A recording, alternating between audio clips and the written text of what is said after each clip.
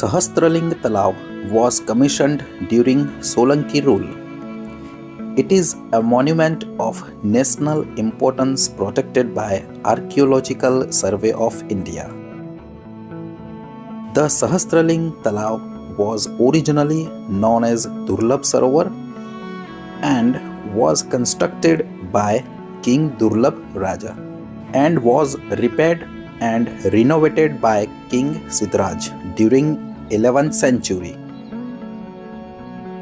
In Sahastraling Talav, the water was taken from river Saraswati in the deep RudraKupa and it was allowed to run through the channels in the stone inlet and then in the circular tank.